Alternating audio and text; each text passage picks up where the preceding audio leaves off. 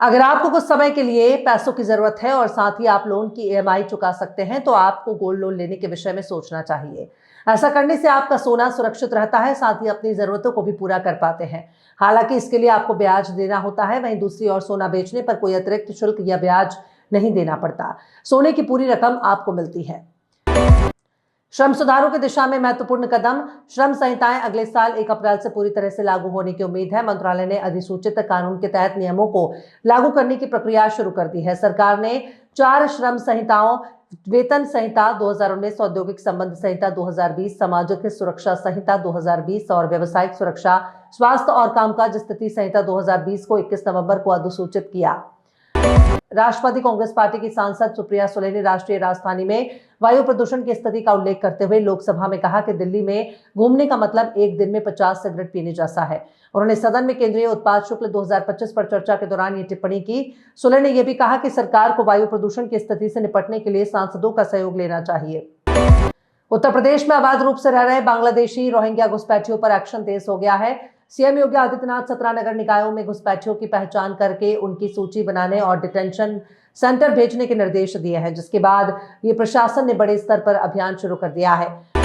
उत्तर प्रदेश में धर्म बदलने वालों पर इलाहाबाद हाईकोर्ट सख्त। इलाहाबाद हाईकोर्ट ने कहा है कि यदि कोई हिंदू अपना धर्म बदल लेता है तो वो स्वतः ही इन विशेषाधिकारों का हकदार नहीं रहता। अदालत ने जिलाधिकारियों की कार्यवाही के लिए निर्देश दिए हैं। इलाहाबाद हाईकोर्ट ने स्पष्ट कहा कि अनुसूचित जाति और अनुसूचित जनजाति के लाभ केवल उन लोगों को मिल सकते हैं जो हिंदू, सिख या बौद्ध धर्म का पालन करते हैं।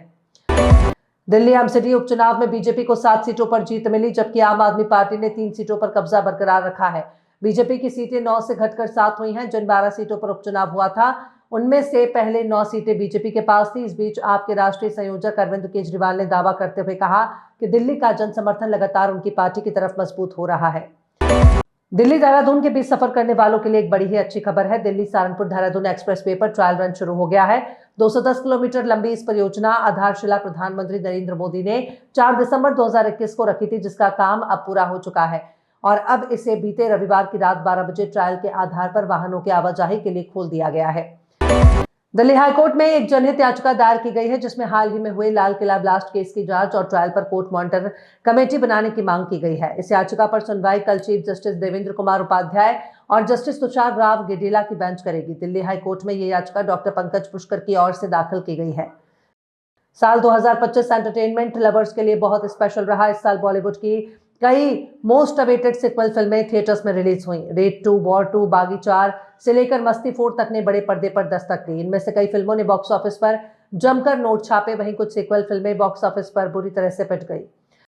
बीसीसीआई ने दक्षिण अफ्रीका के खेल 5 मैचों की T20 सीरीज के लिए टीम इंडिया का ऐलान कर दिया है। और कप्तान शुभमन गिल की टीम में वापसी हो गई है। वो गर्दन की चोट की वजह से दक्षिण अफ्रीका के खिलाफ वनडे सीरीज का हिस्सा नहीं है। टीम के कप्तान सूर्य कुमार यादव हैं।